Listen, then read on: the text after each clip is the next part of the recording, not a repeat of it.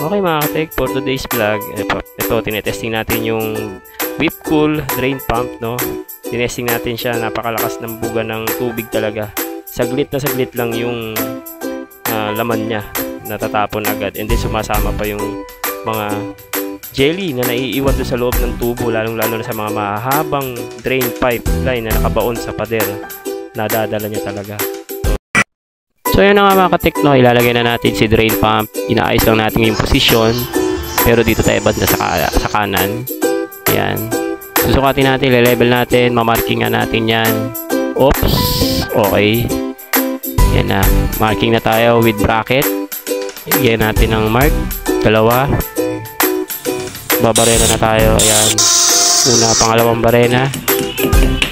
Tox, lagay natin dalawang tox.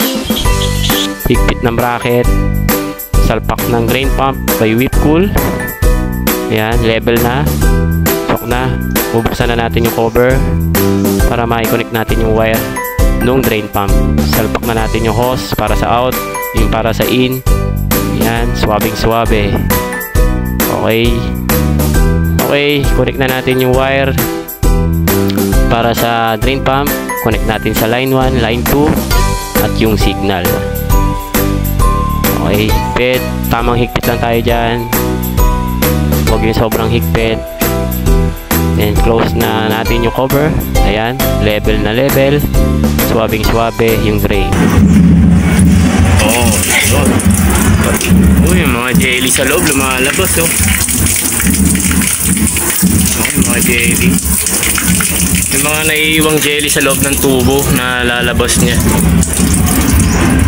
Ayun mga katekno, pati yung jelly na iiwan sa tubo na problema natin, kadalasan nagbabara talaga siya. So pag nagbara kasi sa tubo yun, magkukos ng balik ng tubig doon sa evaporator, tutulo yun.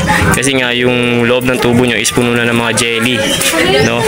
Tulad ng may drain pump, natutulak niya yung mga dumi talaga dito palabas. Tulad kanina, may mga jelly lumaglag. So yung mga katekno, yun lang. Whipcool. So model number P180 Whipcool. Kagaya ng ballpen natin, syempre for Whipcool. Yan, Whipcool, one rotary.